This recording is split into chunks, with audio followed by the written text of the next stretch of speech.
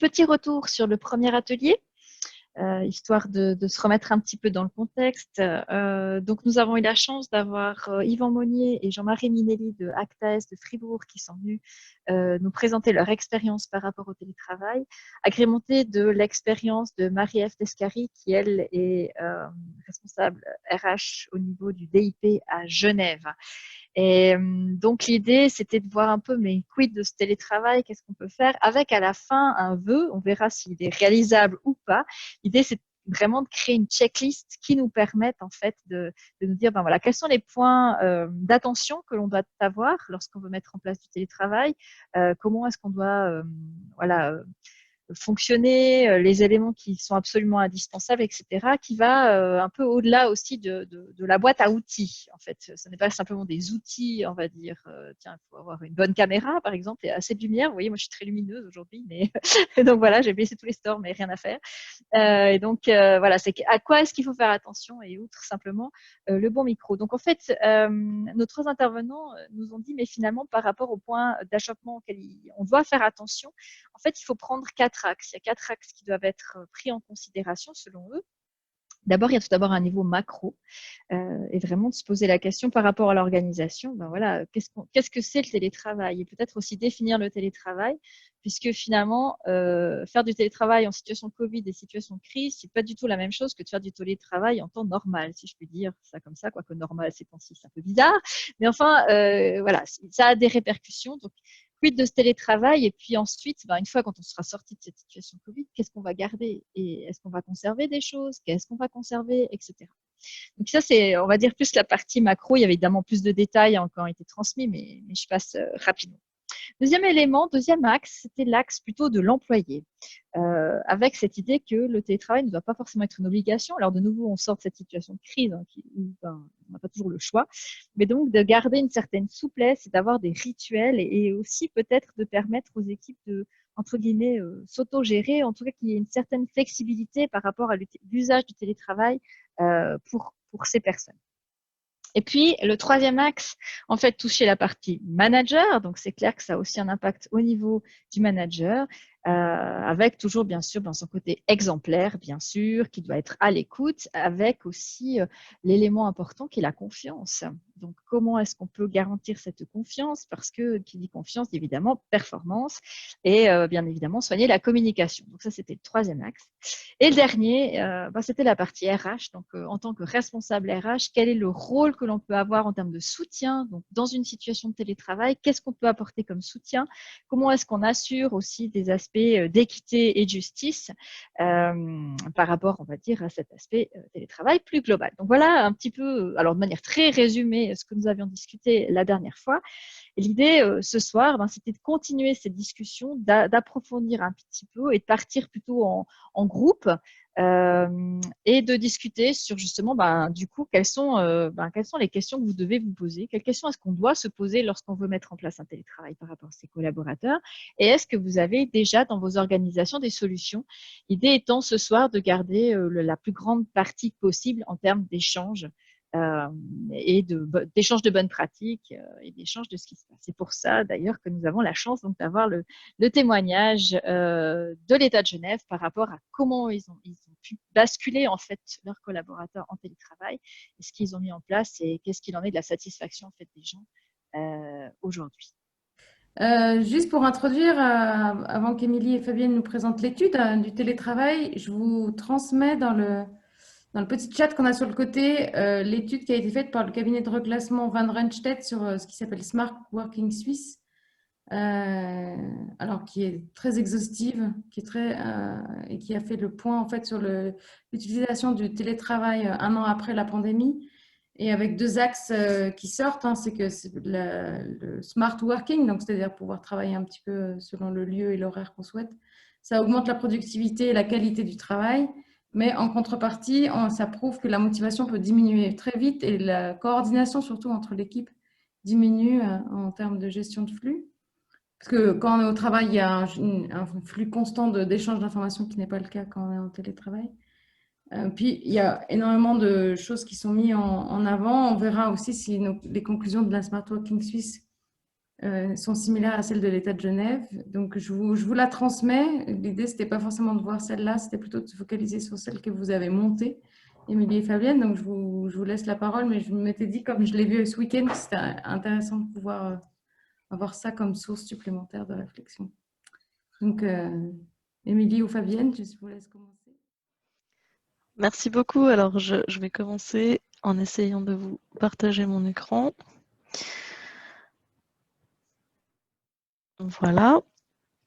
Donc, nous sommes là ce soir et merci de l'invitation pour vous présenter cette étude que nous avons réalisée au sein de l'État entre fin mai et fin novembre 2020 sur le bilan et les perspectives du télétravail à l'État suite à l'expérience de télétravail forcé, entre guillemets, du premier semi-confinement.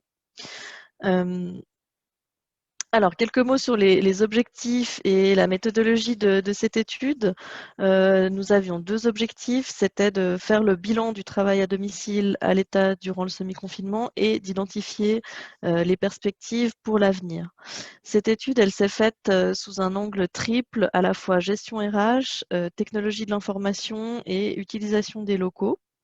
C'est la raison pour laquelle nous avions composé une équipe de projet transversale avec des représentants de l'Office cantonal des systèmes d'information, de l'Office du personnel de l'État, de l'Office cantonal des bâtiments et puis des personnes du secrétariat général du département des infrastructures et du département des finances et ressources humaines. Ce qui, pour celles et ceux qui connaissent un peu l'État, le fait d'avoir une équipe de projet transversale était déjà quelque chose d'assez novateur, mais qui a bien fonctionné et qu'on encourage à, à poursuivre comme expérience. Au niveau des méthodes utilisées, donc nous avons fait un peu d'analyse documentaire, notamment bien sûr sur le cadre légal existant, mais sur les nombreux articles de presse qui ont paru pendant toute cette période en lien avec le télétravail et les évolutions que cela représente, aussi les défis. Nous avons fait une analyse des données disponibles, notamment l'Office cantonal des systèmes d'information, donc qui fournit l'informatique pour tout l'État, avait des données en termes de nombre de connexions, nombre de connexions à distance fournies, etc. Nous avons mené également des entretiens qualitatifs avec toutes les secrétaires générales et les secrétaires généraux des 7 départements, les DRH, les responsables des systèmes d'information et les responsables logistiques, ainsi qu'avec les organisations représentatives du personnel. Et puis, le dernier point de notre méthodologie, qui était peut-être le point fort, c'était une enquête en ligne qui a été menée auprès de l'ensemble du personnel de l'État. Et c'est ces résultats d'enquête que nous allons plus particulièrement vous présenter ce soir. Quelques mots sur la participation à l'enquête et quelques chiffres surtout. Donc, le lien vers l'enquête a été adressé à 18 565 destinataires. 7 098 personnes ont participé à l'enquête, ce qui donne un taux de participation global de 38%, déjà tout à fait honorable pour une enquête de cette échelle. On présente ici le taux de participation distinct par département, on constate de grands écarts. Et puis surtout, ces écarts s'expliquent en fait par les catégories de personnel. Donc, comme vous le voyez sur le graphique sur la droite, si on prend en compte uniquement le PAT, qui est le personnel administratif et technique, on a un taux de participation de 51%. 28% pour le personnel uniformé, donc police et pénitentiaire, et 23% pour le personnel enseignant. C'est un phénomène bien connu dans les enquêtes de biais de sélection, à savoir que les personnes qui sont le plus concernées par la problématique, en l'occurrence le télétravail, sont plus enclines à participer, et en l'occurrence les enseignants ont dû faire en partie de l'école à distance, qui n'est pas du tout la même chose que du télétravail, et le personnel de police et de prison était naturellement aussi moins concerné par cette problématique. Je vais passer la parole à Fabienne pour commenter une partie des résultats. Merci. Juste préciser, là, on a des perceptions subjectives, comment les gens ont vécu le confinement. On est après la première vague, plus ou moins. Donc, quand on pensait encore que ça allait pas trop durer, voilà, il ne faut pas prendre ces ces résultats comme une valeur absolue qu'on aurait si on faisait la même enquête aujourd'hui. Par contre, ça donne des tendances très intéressantes. Si on regarde les premiers, on voit déjà que la capacité de motivation, l'efficacité sont restés, on est du bon côté. On est au-dessus de 50%, je suis restée motivée, je suis restée efficace. En plus, j'ai réussi à jongler entre vie privée et vie professionnelle, ce qui n'était pas évident non plus parce que pour ceux qui avaient des enfants, il y avait plus d'école. Donc là, c'était aussi une contrainte. On voit par contre qu'il y a un certain degré de fatigue. Hein. Pour la moitié d'entre eux, ils ont trouvé ça, alors je dis compliqué, c'est mes mots, mais en tout cas fatigant, exigeant. Il a fallu apprendre d'autres choses, faire autrement, et c'est jamais très simple. Même si c'est tous les aspects suivants, les aspects de gestion, ça a joué, quoi. J'étais pas trop isolée, j'ai géré mes horaires, les gens se sont bien débrouillés, ils sont restés efficaces. Et puis, ils ont été fatigués pour la moitié. Je peux juste passer la suivante. Voilà. On retrouve ça, hein. Globalement, le télétravail, c'était une bonne expérience, une plutôt bonne expérience. Donc, pour dire qu'on a parachuté beaucoup de personnes en télétravail du jour au lendemain, avec des équipements qui se sont progressivement mis en place, mais qui n'étaient pas là, avec des managers qui n'avaient jamais fait une conférence sur WebEx, parce que c'est notre outil Zoom ou quoi que ce soit d'autre. Le résultat est globalement très positif. La gestion d'équipe. Alors, on n'a évidemment pas de point zéro. Hein. Le maintien du lien, parce qu'en présentiel, on ne peut jamais être tout à fait sûr non plus de comment ça se passait avant. Mais on voit que le maintien avec l'équipe, c'est bien fait. Encore une fois, on a eu la chance d'avoir un certain nombre d'outils avec la hiérarchie. Avec les collègues, voilà, les gens se sont retrouvés un peu plus isolés quand même. On a moins de contacts. Et avec les ressources humaines, il n'y a pas eu de maintien du lien, mais il faut aussi dire et monsieur Natarajan pourra dire nuancer ça éventuellement, mais pour beaucoup de managers, ils n'ont pas l'habitude d'avoir un contact régulier avec leur structure RH. Donc, c'est pas forcément que ça s'est dégradé significativement pendant cette période de télétravail. C'est juste la pratique telle qu'on probablement on la constaterait aussi d'une manière plus globale. Alors, la gestion d'équipe, là, on voit quand même que c'était un petit peu plus compliqué. Hein. Alors, on a réussi à maintenir une bonne ambiance. Les gens ont fait des groupes WhatsApp, les gens ont été très, très créatifs. Maintenant, on voit quand même que c'est 50-50. Hein. La qualité du travail de l'équipe, c'est aller. Mais on voit la grande masse, elle est là. Plutôt oui, plutôt non. On est déjà plus du tout dans l'enthousiasme et les réponses très tranchées. L'efficacité est la même chose. Ceci dit, il ne faut pas dramatiser. Pour plus de la moitié, on reste dans du positif. Cette phrase qui est tronquée dit qu'il y a je pense qu'un ou plusieurs collaborateurs de mes collaborateurs, collègues, a souffert d'isolement pendant la période considérée. La même chose, hein. Il y a une certaine inquiétude. On voit qu'il y a quand même une inquiétude des managers par rapport au fonctionnement de leur équipe. La dernière question, on l'avait posée parce qu'on avait eu des retours de certains managers qui disaient, bon, ben voilà, ça va, je fais le courant, je fais mes réunions, je gère la productivité, l'efficacité, etc. Et puis, forcément, même si l'écran ne permet pas vraiment de passer beaucoup de non-verbal, on identifie des personnes qui ont l'air d'être un peu moins bien, un peu plus fatiguées, un peu moins participatives. Et on avait eu des retours qui disaient que c'est pas si simple que ça, à la fin de la journée, de prendre le téléphone en disant, écoute, je t'ai pas trouvé très bien, comment tu vas? Visiblement, c'était pas un souci. Pour un tiers, oui, ça demandait une énergie supplémentaire. Pour les autres, soit ils n'ont pas vu le problème, soit c'était pas trop difficile de se mobiliser un peu plus pour aller à la rencontre de leurs collègues.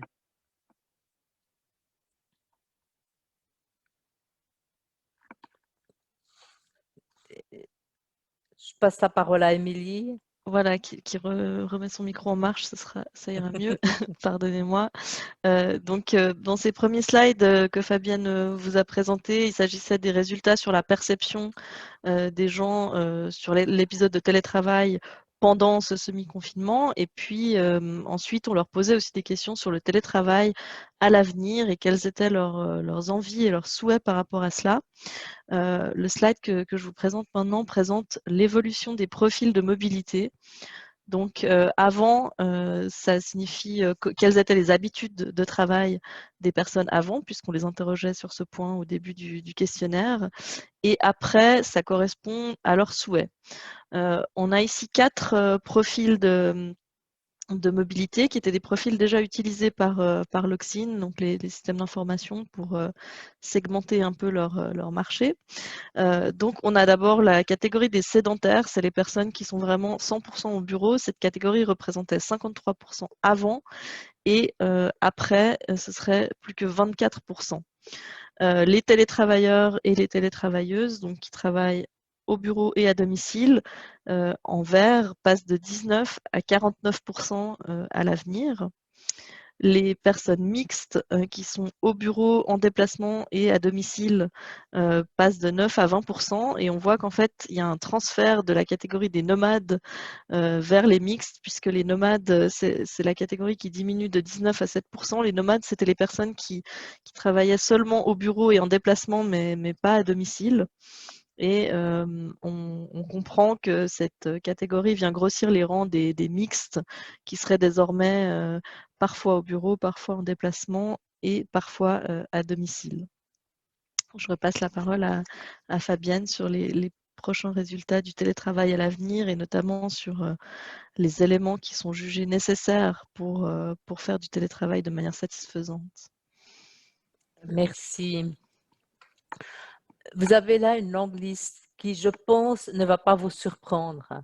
Les éléments indispensables, en fait, c'est tous ceux qui permettent une structuration responsabilisante du travail. Ça veut dire, je suis autonome, on me fait confiance, je sais ce que j'ai à faire, les circuits de communication sont clairs, on collabore bien. Qu'est-ce qu'il y avait encore? Je suis autonome, on n'est pas là en train de surveiller comment j'ai fait les choses. Donc, on voit vraiment que tout ce cadre, qui est un cadre en fait de bonnes pratiques managériales, est celui qui permet le télétravail. C'est celui qu'on essaye de mettre dans les structures avec ces aspects de communication, de responsabilisation, d'autonomie, de fixation d'objectifs, voire d'objectifs communs. Et c'est là les clés. Le fait d'être facilement joignable, c'est important, mais on voit qu'on est moins dans quelque chose d'essentiel. Le problème, c'est que la confiance, ça ne se décrète pas. Là, je disais, voilà, tout le monde a été lâché là-dedans. Il n'y avait pas d'autre choix que de faire confiance. On a des structures où la confiance n'était pas là avant, donc il n'y avait pas de télétravail. Et puis là, c'était une obligation. C'était quelque part une obligation de confiance. Je n'ai pas le choix. Tu télétravailles et puis j'ai pas les moyens parce que j'ai rien anticipé de faire tous les contrôles que j'aurais voulu et souhaité faire en temps normal. Donc voilà, je laisse faire et puis je fais confiance. Pour certains, ça a été une prise de conscience qui a permis d'évoluer dans cette direction-là. Pour d'autres managers, voire collaborateurs, ça a été un peu une souffrance et ils se sont dépêchés de revenir en arrière dès que ça a été possible. On voit aussi que c'est pas forcément, si on regarde la question de l'horaire à la confiance, c'est pas une obligation. On peut tout à fait être dans un contrôle des horaires et télétravailler. Il n'y a pas un lien de causalité entre les deux, si ce n'est la confiance qui fait qu'on devrait pouvoir laisser les gens gérer leur temps de la même manière qu'ils gèrent leur activité. Mais quand on nous dit on peut pas, ah non, nous on peut pas du tout télétravailler parce qu'on doit avoir un contrôle strict des horaires, on voit que c'est pas nécessairement aussi univoque que ça.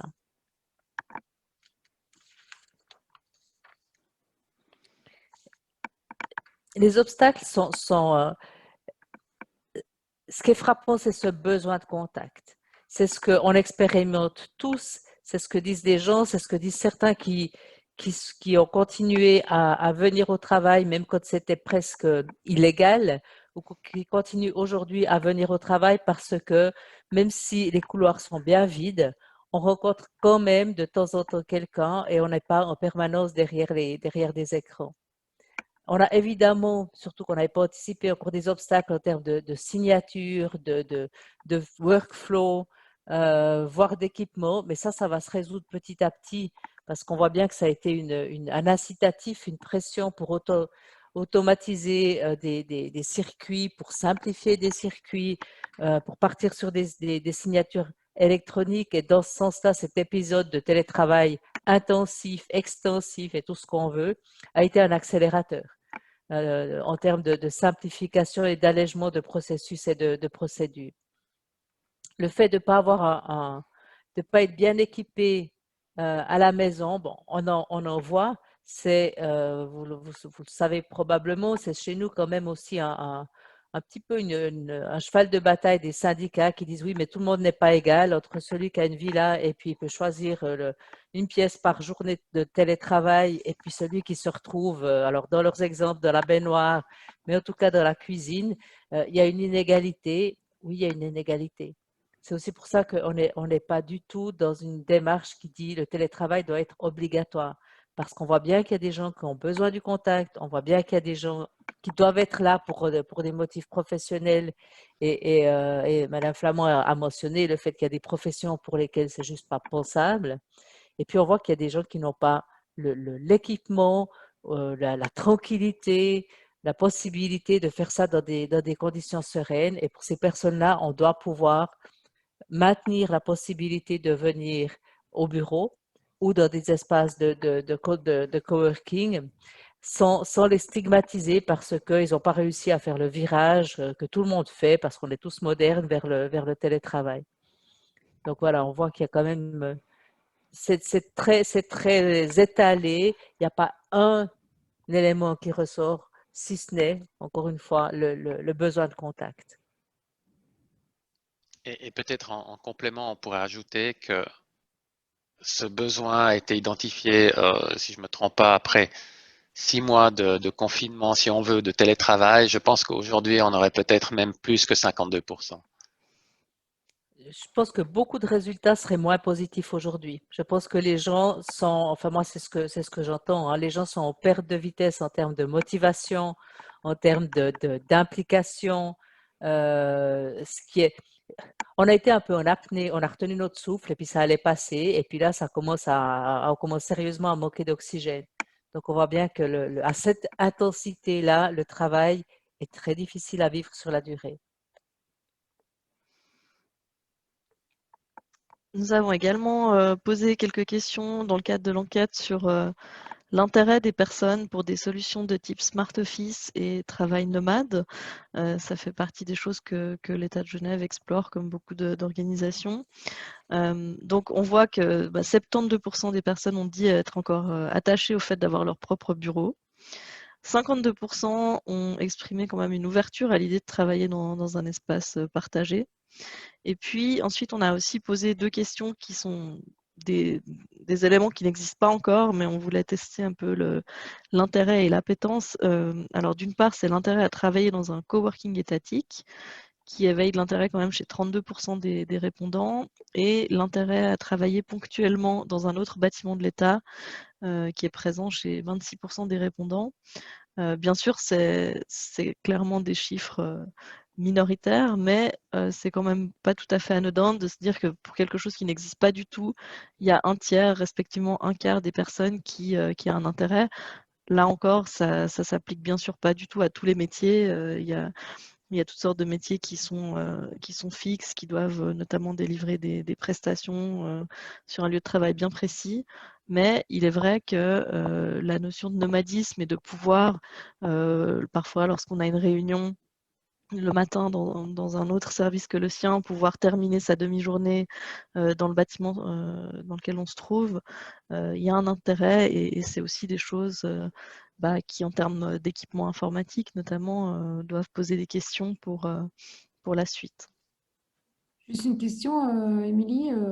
Les bâtiments sont dispersés dans le canton ou il y a quand même des éléments centraux? Alors, bon, il y a une concentration quand même au centre-ville, mais il y a un certain nombre de bâtiments qui sont en périphérie. Donc, ça présente quand même un intérêt, sachant qu'aujourd'hui, ça pose beaucoup de questions de droit d'accès. En principe, chaque personne a les droits d'accès uniquement à son service, ou alors si on travaille très régulièrement avec un autre service, peut-être avec un autre service, mais on ne peut pas rentrer dans n'importe quel bâtiment de l'État. Et puis, il n'y a pas forcément non plus de bureau libre ou de place où on peut se loguer pour travailler. Ça commence à apparaître, c'est le cas dans quelques nouveaux bâtiments. Ça commence à se faire, mais il semble qu'il y aurait en tout cas un intérêt. Ok, merci. Du coup, on voit aussi 26% qui disent oui, alors qu'à l'heure actuelle, on ne peut déjà pas accéder à un bâtiment. C'est déjà une projection hyper positive aussi. Mhm. Je repasse la parole à Fabienne pour les mesures d'accompagnement que nous sommes en train de mettre en place. Alors, la plupart le sont. Il nous a fallu un petit moment. On a aussi on a une communauté des managers qu'on a sollicité. Alors, voilà, c'est une communauté toute neuve, toute jeune, qui aurait dû se faire beaucoup d'événementiels cette année de démarrage et qui a fait beaucoup de virtuels. Mais on les a écoutés par rapport à leurs difficultés, ce qui leur manquait, où ils avaient des demandes et des besoins. On a créé des formations, on a sollicité des externes, c'est comme ça qu'on fonctionne, hein. On a des prestataires externes et puis on les a fait tester, on les a ajustés et là maintenant ils sont à peu près tous disponibles pour tout le monde. Donc il y a déjà ce qui est pour les managers, finalement, c'est comment je gère mes réunions, comment j'organise mon travail, comment je garde l'équipe motivée, comment je garde le contact. Voilà, c'est manager et télétravail. Le baromètre d'équipe, c'était vraiment une demande des managers en disant, moi, voilà, les gens rentrent, j'ai l'impression que j'en ai perdu quelques-uns. J'ai l'impression qu'il y a une baisse ou j'aimerais savoir où c'est que je suis. Alors, ça peut se faire n'importe quand. Là, on avait cet outil, cette approche collective par rapport à un retour au présentiel après la première phase. Mais finalement, ce baromètre d'équipe, c'est quelque chose qu'on peut faire en tout temps. Donc, c'est au-delà même de Covid. On a aussi travaillé sur un autre pont qui est plus de gérer ses ressources. Alors, dépasser la crise, c'est en principe plus pour les collaborateurs. C'est vraiment de trouver qu'est-ce qui me ressource, à quoi je dois être attentif, comment je fais pour tenir sur la durée. TOP, qui est technique d'optimisation du potentiel, c'est pour les managers. C'est une approche développée par l'armée française que certains d'entre vous connaissent peut-être. Et là, c'est toute une palette de méthodes de ressourcement, de la méditation à la respiration. Vraiment, je prends soin de moi et je fais que je vais tenir aussi sur la durée. On va démarrer la semaine prochaine, sauf erreur, la question de santé. Donc, c'est l'ergonomie, c'est la gestion du temps, des horaires, de savoir mettre des limites. Donc là, on est vraiment sur rester en santé. Et puis, vous avez mentionné, deux d'entre vous sont dans la formation. On a transformé aussi pratiquement l'intégralité de nos formations en formation à distance. Alors, si certains étaient entraînés, équipés ou avaient de la facilité pour ça, d'autres personnes étaient nettement plus empruntées. Alors, on trouve beaucoup de tutoriels pour dire comment j'utilise Zoom pour gérer une classe, ça c'est une chose, mais pour restructurer un cours, pour restructurer sa durée, ses périodes, ses séquences, etc., c'est quelque chose qu'on a proposé, qu'on a offert à nos intervenants, aussi parce qu'on avait, voilà, on a cessé de les faire travailler pendant une bonne période. C'était un geste, dans la mesure des gestes qu'on peut faire, parce qu'après tout, c'est quand même l'argent des impôts, donc on fait attention, n'est-ce pas? Mais ce qu'on pouvait offrir.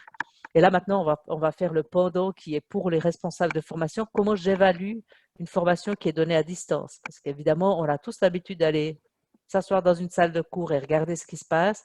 C'est un peu plus compliqué de se mettre devant un écran et de juger de la qualité d'une formation à distance parce qu'on est neuf là-dedans. Et peut-être juste une dernière salle pour donner le sourire.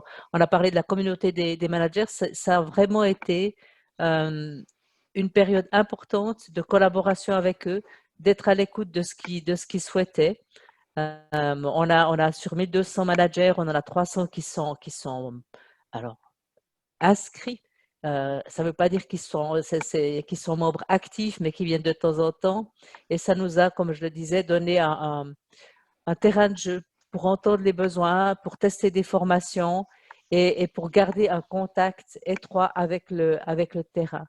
Donc, ça fonctionne de manière très, très informelle, même si le groupe a une existence tout à fait officielle. Voilà, ça a vraiment été des beaux partenariats. Et c'est la dernière slide. Et merci beaucoup. Et nous sommes voilà, tout prêts pour vos questions, tous les trois, prêts à répondre à vos questions, demandes d'éclaircissement et autres.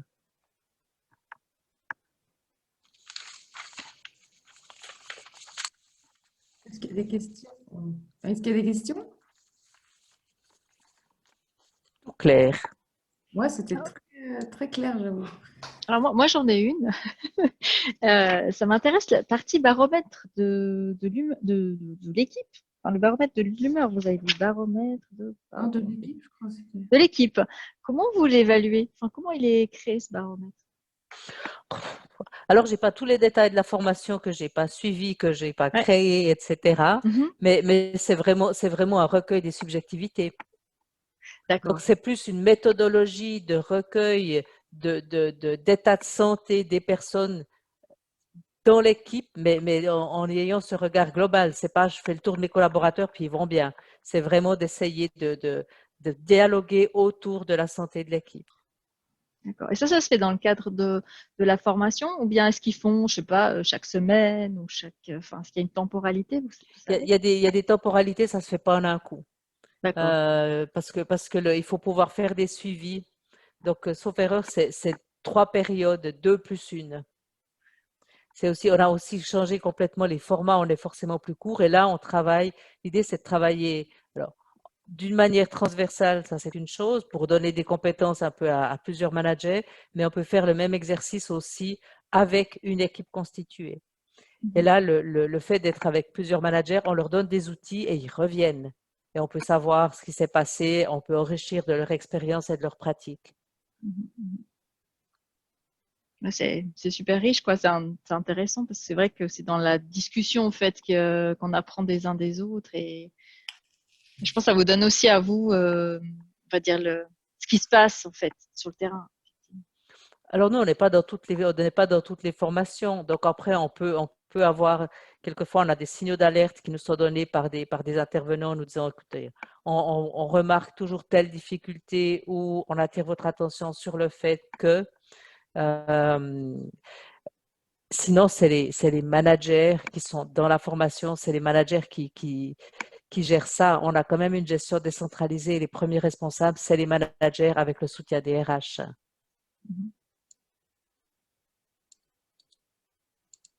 Est-ce qu'il y a d'autres questions?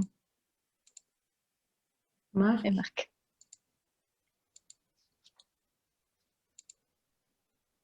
Oui, bonsoir tout le monde.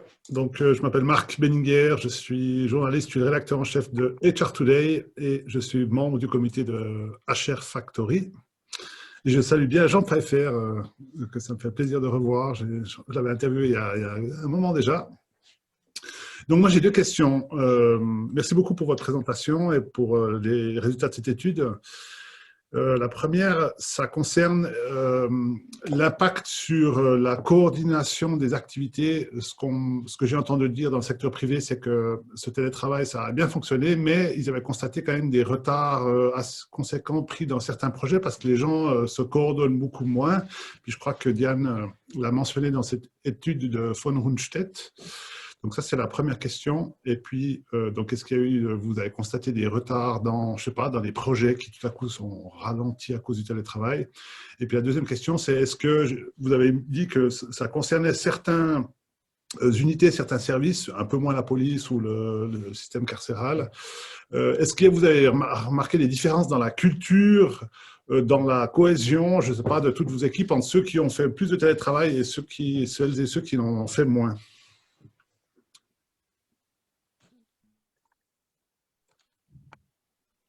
Ouais, personne s'y colle, hein. Moi, je vais pouvoir donner quelques généralités, mais on n'a pas ce qu'on a vu, c'est qu'il y a les structures qui fonctionnaient bien avant cet épisode télétravail ont bien traversé et ont bien fonctionné après. On a vu que les structures qui étaient fragiles, que les fragilités soient visibles ou pas, ont implosé, explosé, je ne sais pas quel est le bon terme, mais ça a vraiment été un révélateur de difficultés managériales et ça l'est toujours. Hein. On a beaucoup plus d'équipes en difficulté ou de managers en difficulté parce que le fait d'être à distance, ça fonctionne comme une loupe grossissante, quoi. Ce que vous n'avez pas réussi à établir avant, ça fonctionne plus. Donc, plutôt que c'est la réponse la plus honnête que je peux vous donner avec les informations que moi j'ai. Et puis, la première partie, c'était Sur la coordination et le fait de savoir si le télétravail a pu retarder des projets. Bon, je pense que c'est difficile d'avoir une vision tout à fait globale là-dessus.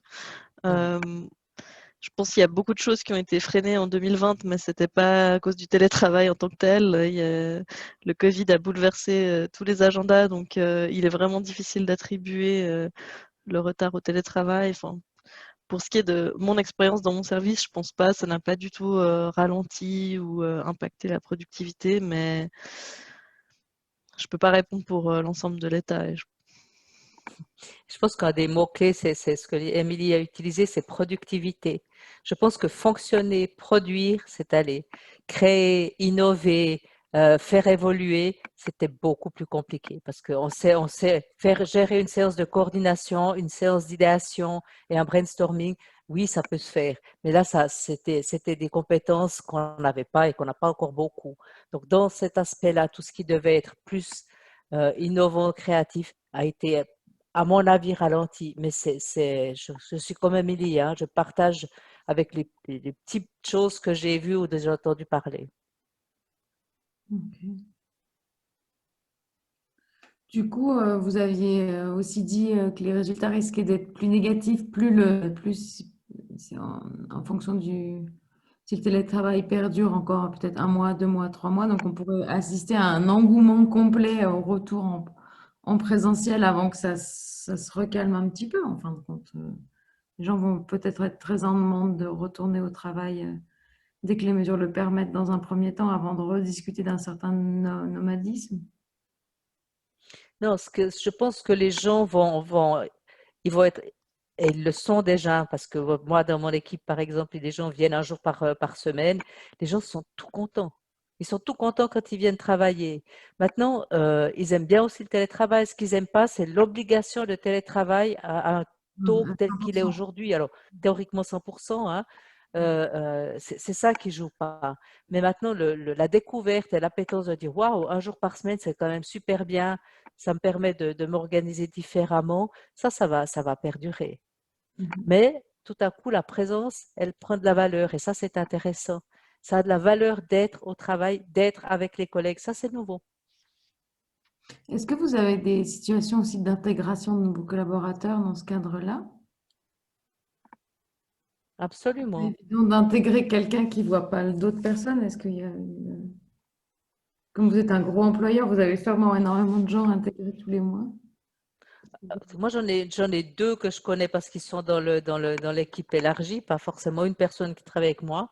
Alors, on se voit un peu, et puis sinon, on est en WebEx et on est au téléphone et c'est beaucoup plus lent. Ça retarde tout le processus d'intégration, ça détériore pas forcément la qualité de ce qu'on peut transmettre, mais ça ralentit. Mais je suis sûre que Serge, tu as plus de cas en tête que moi.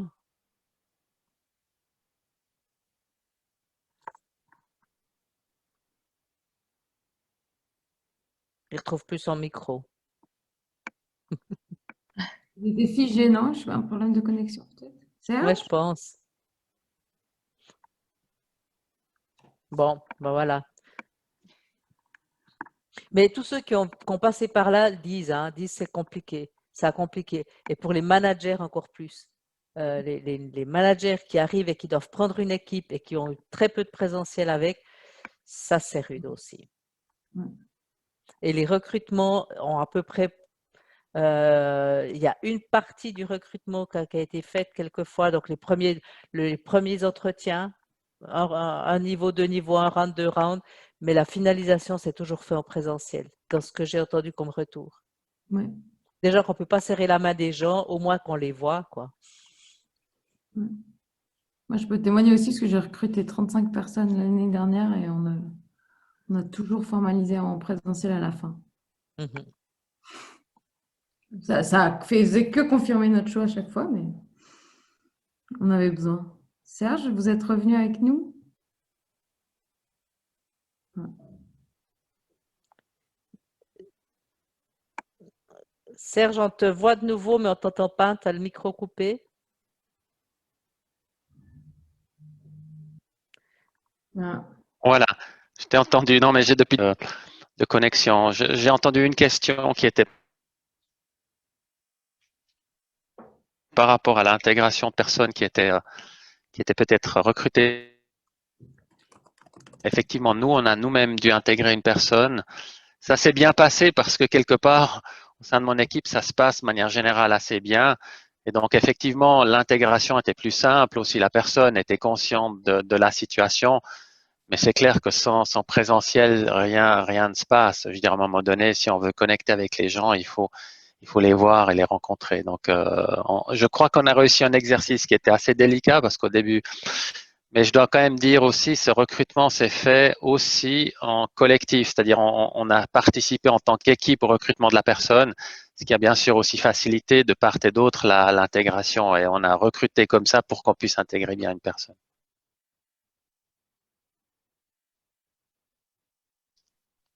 J'ai une question, si vous permettez. Hmm? Dans quelle mesure est-ce que vous pensez que ça va impacter le recrutement, en fait, cette nouvelle manière de travailler, que ce soit à temps partiel ou à temps complet, en télétravail, que ce soit dans la situation actuelle d'obligation sanitaire ou dans une situation qui sera, à l'avenir, on l'espère, assainie?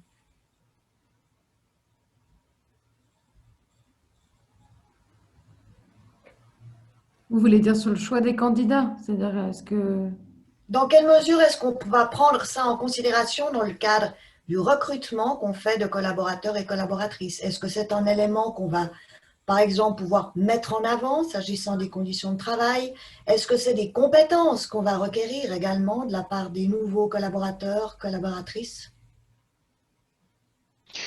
Alors peut-être j'ai un début de réponse parce qu'effectivement, je pense qu'on aura, en tout cas nous, quand on recrute des gens pour certaines entités, c'est pas le télétravail en tant que tel, c'est la manière dont la personne se perçoit dans le collectif qui est examinée, de voir dans quelle mesure on estime que la personne puisse s'intégrer dans une équipe ou pas. C'est plutôt cette dimension-là qui est examinée. Qu'il y ait ensuite, moi je pars du principe que le télétravail va rester, que la personne veuille faire ou pas, c'est finalement un peu son choix. On a en tout cas en tant qu'État aujourd'hui pas une volonté de vouloir diminuer à tout prix, en tout cas pas à ce stade, les surfaces. Donc oui, il y a un facteur d'intégration, mais comme vous l'avez dit, hein, par rapport aux dimensions, pour moi, il y a une dimension d'attractivité, si on peut dire, qu'on puisse intégrer une équipe dans laquelle on a une certaine marge de manœuvre, qu'on a une confiance, y compris la possibilité de faire du télétravail. C'est bien sûr aussi un facteur d'attractivité. Merci. Moi, je compléterais juste avec, vous vous souvenez, la slide où on disait finalement les conditions, ce qui est nécessaire pour que ça fonctionne bien, c'est un bon niveau de confiance, la communication, l'autonomie, etc. Donc, c'est des compétences qu'on essaye d'identifier, alors en tout cas chez les managers, mais chez toutes les personnes, parce que c'est vers ces formes-là de travail qu'on aimerait aller. Alors, si vous avez lu la stratégie RH de l'administration, on essaye vraiment d'aller là-dedans et de sortir du travail prescrit à la tâche et d'avoir juste des exécutants. Donc, cette évolution-là, elle est très large et elle permet par ailleurs le télétravail. Voilà, je le mettrais plutôt comme ça.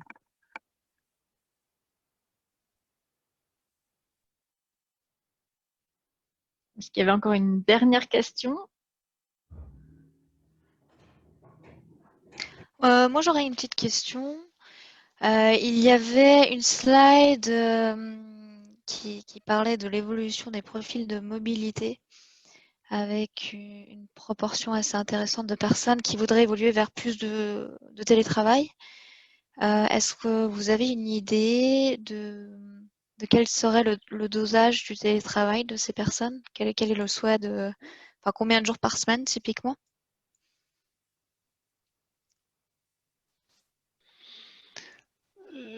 Peut-être je peux répondre à ça. On n'a pas posé la question, je crois, dans l'enquête. Si je me trompe pas, Émilie, tu me corriges. Mais certainement, même si on a posé la question, je pense que cette réponse évolue aussi. Elle a aussi évolué. C'est clair que quand on a démarré quelque part cette crise ou le télétravail il y a une année, on n'a pas imaginé que ça allait durer plus qu'une année. Donc, les réponses qu'on a données, moi, comme ça, au pif, aujourd'hui, si je dois donner une réponse, je pense qu'une bonne partie des gens souhaiteraient faire 1 ou 2 jours de télétravail par semaine. Ça me paraît quelque chose, indépendamment du taux d'activité, de manière globale, comme ça, la grande louche. Je pars du principe que 3 jours, c'est presque trop, mais la moitié du temps maximum, je dirais comme indicateur. Ça dépend bien sûr aussi des activités. Si vous êtes très seul ou bien si vous êtes vraiment dans un domaine où vous maîtrisez tout vous-même. Par exemple, l'informatique, souvent, ils sont un peu moins en équipe, mais plus en individuel. Ils auront peut-être des besoins moins ou plus élevés. Mais de manière globale, je partirais sur 2 jours.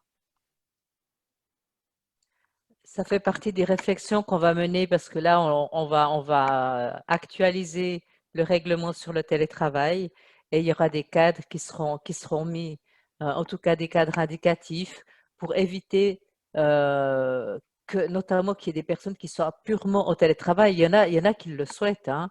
L'exemple que ProSerge des informaticiens, c'est exactement ça. Ils sont extrêmement heureux, mais au bout d'un moment, il y a des dynamiques d'équipe qu'on ne peut plus avoir si on n'a pas à un certain moment tout le monde qui est là autour de la machine à café ou de la séance de service. Donc, il y aura un cadre à fixer pour mettre des bornes. Bon, et puis il y a la convention au niveau de la fiscalité entre la France et la Suisse qui est un peu particulière en ce moment, mais qui risque si on a des frontaliers qui restent tout le temps en France, ils ne seront pas taxés de la même manière, si je ne me trompe pas, Serge. Mais ça Tout sera leur à fait. Il y a choix, hein. des questions de fiscalité qui interviennent aussi, bien Ouais. sûr. Oui, tout à fait. Mais ce n'est pas l'employeur qui est responsable du paiement des impôts de ses employés. Donc là, ça sera des choix. Celui qui dit, mais moi, ça ne me pose aucun problème, je télétravaille en France et je suis imposé. Bon, après, il y a des questions politiques qui vont se Qui vont se poser, oui, effectivement. poser aussi. Tout à fait. Je vais peut-être préciser un point sur ce dosage entre le bureau fixe ou physique et puis le home office et le coworking et la partie plus hybride. J'ai aussi trouvé très bien cette slide avec les prévisions. Puis ça m'a fait penser à ce que me disait un Américain sur les espaces de travail dans le dernier numéro d'HR Today. Qui parle, lui, de 20, 60, 20. 20 en home office, à la maison, 20 l'autre bout au bureau, et puis après, lui, 60, la partie hybride, c'est espace de coworking, mais je crois qu'il met aussi là-dedans le travail mobile, nomade, et puis les séances de brainstorming et tout ça. Voilà. Ok. Oui, je pense que c'est très intéressant ce que Marc vient de dire parce qu'en effet, il y a souvent une dichotomie. Quand on pense au télétravail, on imagine forcément que le côté, c'est le travail à la maison et qu'il y a le travail dans les bureaux. Mais en effet, il y a une palette de possibilités entre deux. Et entre autres, les coworking, il y a aussi des hotspots, rien que des cafés, hein, des gens qui n'ont pas envie forcément d'aller sur leur lieu de travail, mais qui n'ont pas envie de travailler chez eux. Dans la mesure où il y a une partie où on est un peu isolé et qu'on a envie de se sociabiliser parce que nous sommes des êtres sociables, hein. Par contre, il y en a qui n'ont pas forcément envie de faire tout le trajet pour aller jusqu'au bureau. Donc, c'est vrai qu'il y a une palette de possibilités entre deux et que ça vaut la peine de les explorer. Non, moi, si je peux me permettre, j'ai un étudiant qui est en train de faire un travail de bachelor là-dessus pour savoir l'utilisation des hôtels. Et est-ce que les hôtels ne pourraient pas envisager des collaborations avec certaines entreprises justement pour offrir des espaces de coworking, notamment sur les cadres par rapport à l'hôtellerie, quoi, pour remplir les hôtels qui sont actuellement fermés. Émilie?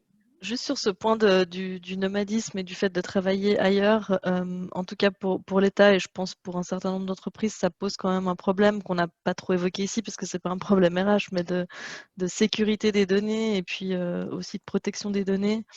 Et ça, c'est vrai que c'est quelque chose qu'on va explorer dans le cadre du groupe de travail que Fabienne évoquait, qu'on a constitué pour se projeter dans l'avenir et voir ce qui va être possible en matière de télétravail demain à l'État.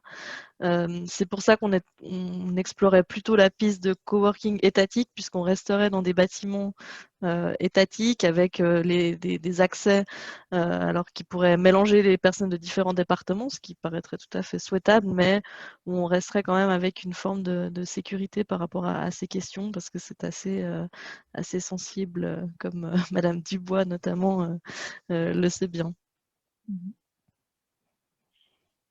Tip top. Alors, nous vous proposons peut-être de passer en version atelier, si vous êtes d'accord. L'idée étant de créer des petits groupes pour discuter plus avant, justement, sur des solutions ou en tout cas des questions. Donc, nous, notre objectif, on va dire, si on remet notre objectif, c'était d'arriver avec cette fameuse checklist, comme je vous le disais, où finalement tout un chacun pourrait avoir cette checklist et se dire « Ah, mais oui, attends, j'avais pas pensé à cette question. En fait, c'est vrai qu'il faut que je réfléchisse à ça. » Puisque, en fait, dans notre communauté, on a des personnes qui travaillent tant dans des startups que dans des entreprises internationales ou encore on a vu dans la confédération ou dans des systèmes étatiques. Donc, on a aussi on est très hétérogène dans nos contextes professionnels.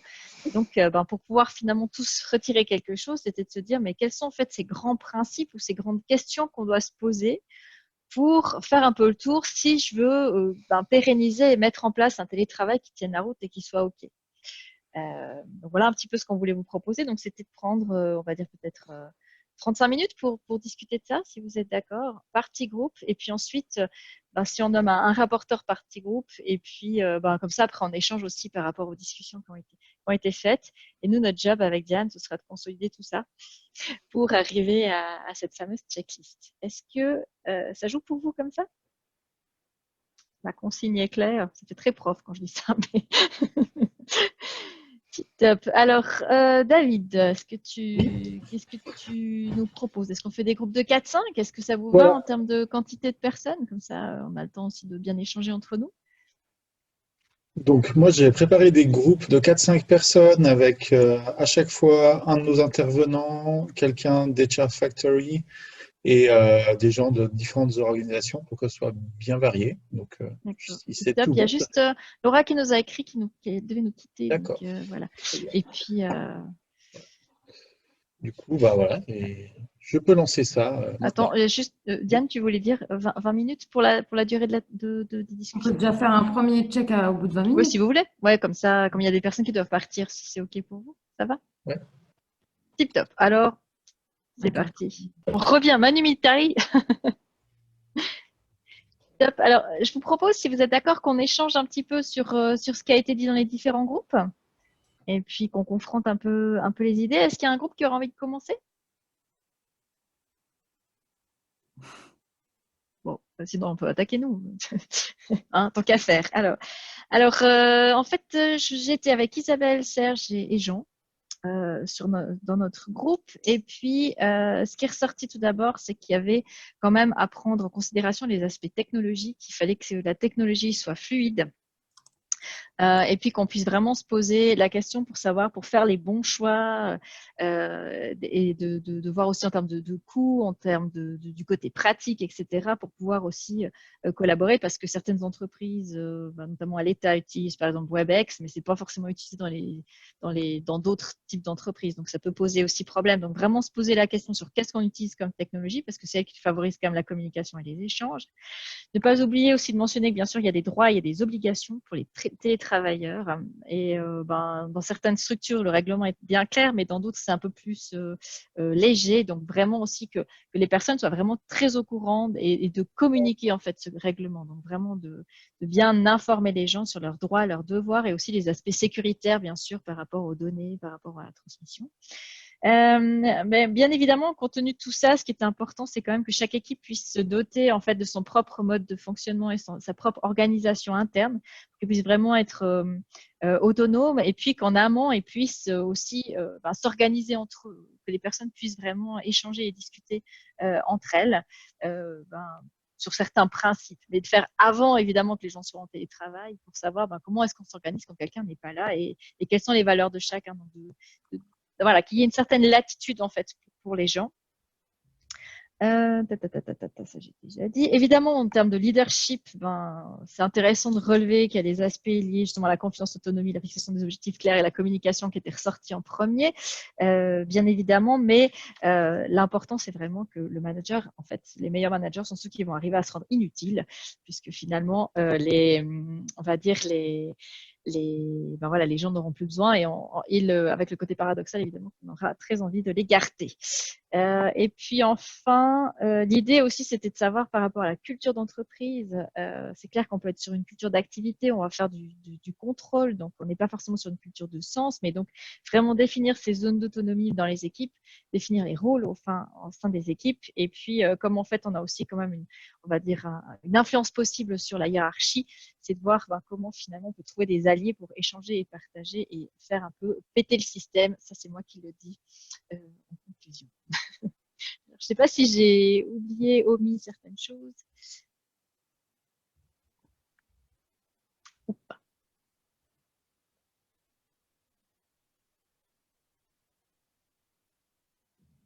Nous, on se retrouve, donc c'était Émilie, Sébastien et Bruna.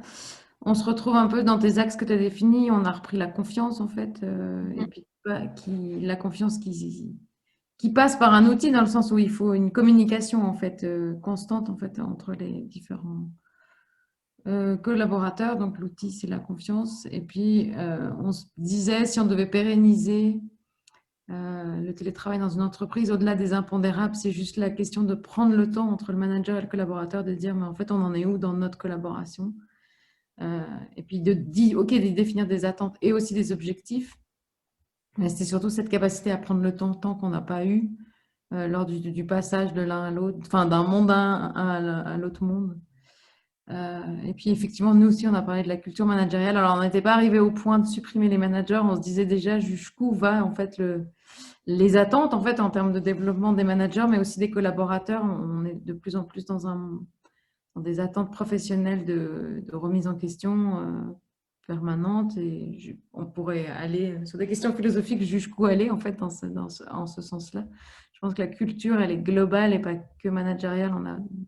Quand moi j'entends aujourd'hui, je me dis qu'on a beaucoup d'attentes sur les managers, et puis je pense que c'est lourd, quoi. Déjà que ils ont toujours été un peu entre le marteau et l'enclume, mais alors là on a l'impression que ça devient très fort pour eux, donc ça nécessite un accompagnement fort parce qu'ils peuvent effectivement se sentir seuls face à autant d'objectifs. Enfin, c'était un peu le ressenti que j'ai aujourd'hui. Voilà pour notre groupe. Je ne sais pas si vous me complétez, hein, Sébastien, Émilie ou Bruna. Non, c'est bon. J'ai été fidèle. Enfin, c'est toujours pas évident. Super. Un autre groupe peut-être? Marc? Oui. Alors, moi, j'étais avec Eva, Fabienne et puis Sophie. Alors, nous, on se retrouve aussi pas mal dans plusieurs choses qui ont été dites. Alors, on a commencé par poser la question de, il faut faire le choix, enfin, le tri entre les personnes pour qui ça fait sens de faire du télétravail et à d'autres métiers où ce ne sera pas possible. Et puis ensuite, on a un peu discuté sur la question de l'équité et de maintenir tout le monde, parce que même si on ne peut pas faire du télétravail, on va être peut-être impacté indirectement, ou on aura, il faut maintenir une équité dans les équipes.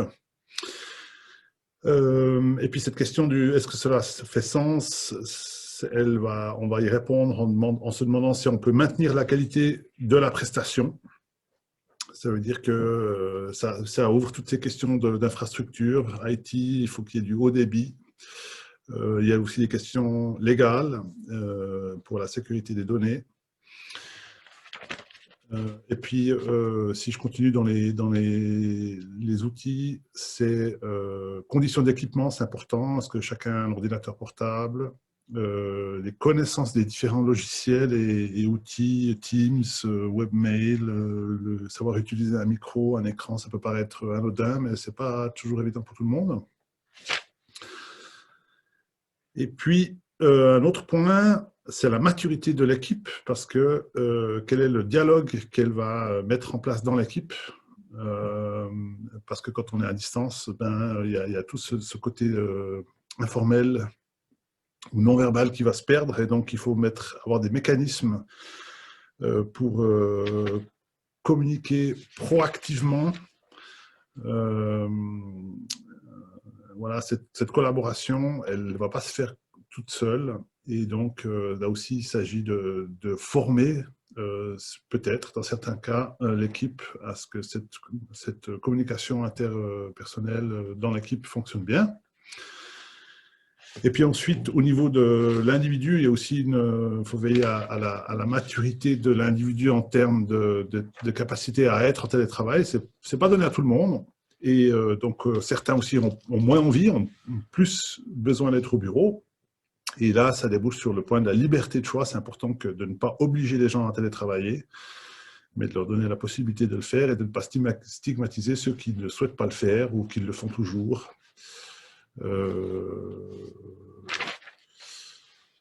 Et puis, par rapport au bon principe du télétravail, évoqué dans la présentation de Fabienne sur la confiance, et ça, c'est des bons principes de management, au fait.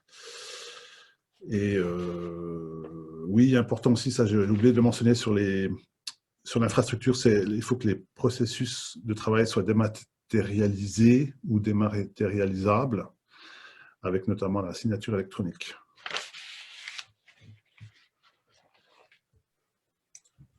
Top. Merci beaucoup. Il n'y avait pas d'autres groupes, hein. Je crois qu'on a fait le tour de tous les groupes, hein, c'est juste. Ouais. Alors, je vais peut-être repasser la parole à Serge parce qu'il voulait nous faire une dernière intervention. Il nous restait genre 10 secondes avant que… Voilà. Allez, j'ai dit, bah, c'est pas grave, on la fera en plénière, ce sera… Voilà. Donc, alors, je vais écouter Serge et puis après, je vais vous laisser. D'accord, merci Désolée, beaucoup Fabienne. Hein, merci. Merci. Oui, ce que je voulais dire, c'est effectivement… quelque part, on parlait de la culture d'entreprise et on devait mesurer ou avancer en fonction de la culture. Et je pense que même des petits pas qui vont dans le sens qu'on a dit, hein, que ça soit collectif avec les règles, la technologie, la sécurité, etc. Je pense qu'il faut commencer à bouger. On parlait aussi surtout à la fin de cette culture managériale et organisationnelle. Juste une mention que je voulais faire, c'est qu'au sein de l'État, on a rédigé un document qui explicitait en fait cette culture comme elle pourrait, sur les principes en tout cas, s'exprimer. C'est quoi l'autonomie, c'est quoi la co-création, c'est quoi la responsabilité, c'est quoi je crois que l'autonomie, la confiance bien sûr, en quoi ça s'articule. Ça ne dit pas encore comment faire, hein, parce qu'il n'y a pas un chemin. Je pense que c'est important de le souligner. Il faut trouver son propre chemin. Et moi, une des choses que j'ai remarqué, c'est que du moment qu'on fait participer les gens à la démarche, et ça inclut aussi le fait qu'on veuille des volontaires, hein, on ne veut rien obliger. Du moment qu'on a une démarche participative, on ne peut pas être faux. Ça sera des petits pas. Si la culture permet des petits pas, ça sera des plus grands pas. Mais si on est dans une démarche participative, en général, on ne peut pas se gourer parce qu'on a un mécanisme d'autorégulation.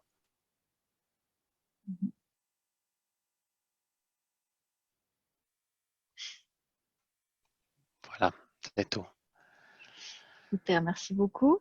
Est-ce que vous avez d'autres remarques ou d'autres choses qui vous sont venues quand vous avez entendu les retours des groupes?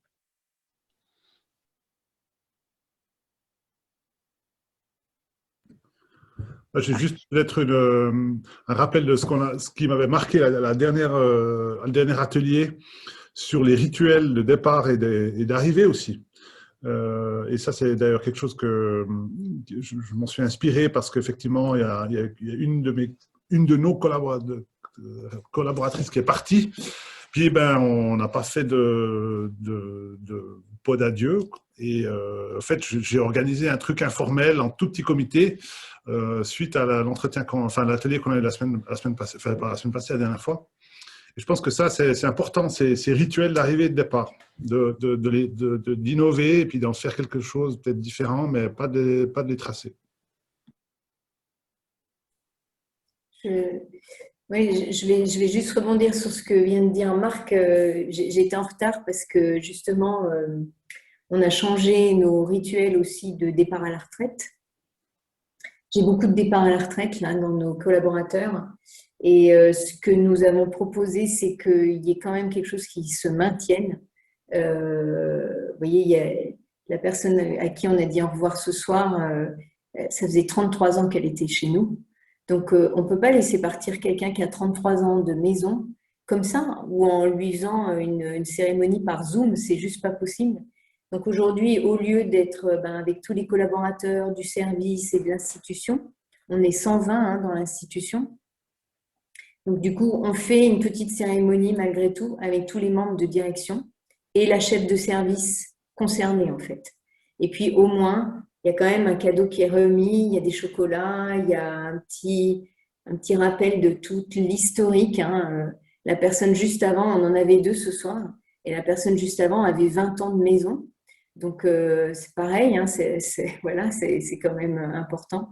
Donc je pense que malgré le télétravail, il faut aussi maintenir ces rituels-là parce qu'ils sont quand même, ce sont des signes de reconnaissance très forts pour les salariés et on peut trouver d'autres stratégies.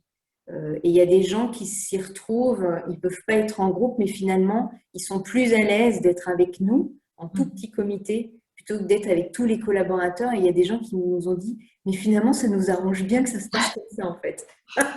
Mais ils sont très contents qu'il y ait quand même quelque chose. Parce que, voilà, au début, on s'est demandé comment on allait faire, mais on a proposé ça. Et finalement, les gens sont très, très contents. Donc, vous voyez, je l'ai vécu là juste avant de vous rejoindre.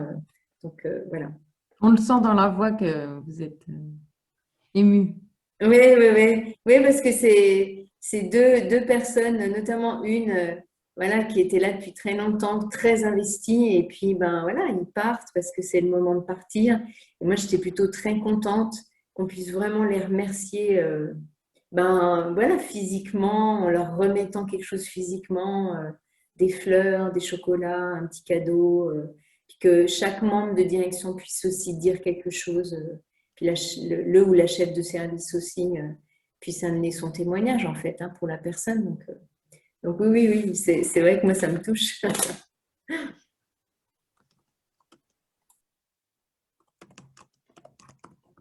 Alors, autre chose?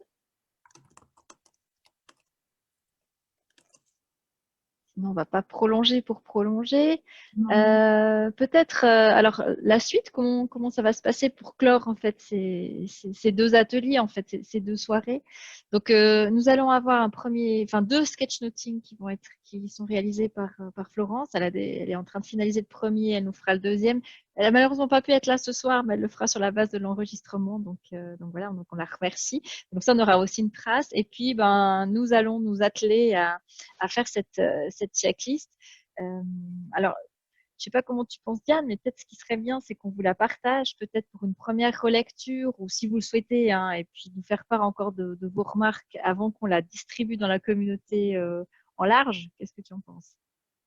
Je trouve que c'est exactement en lien avec ce qu'a dit Serge sur la notion de participation, donc ce serait évident de faire comme tu le proposes. Donc du coup, on se permettra de vous recontacter pour que vous puissiez y jeter un œil et puis agrémenter encore peut-être d'autres idées, le cas échéant, avant qu'on la transmette plus loin. Et puis vraiment remercier nos intervenants pour la qualité en fait de la présentation et puis toutes ces opportunités en fait de discuter. Donc merci beaucoup. Très intéressant. Et pour définitivement clore avec le sujet et déjà rebondir sur d'autres sujets, le mardi 11 mai, avec Manon Peterman, on abordera la question de l'évaluation, notamment des OKR, donc Objective Key Results, dont on a parlé justement dans notre groupe, en fait, sur la question du développement de la culture managériale qui passe aussi par poser des objectifs à ses employés. Donc, la suite continue sur d'autres angles.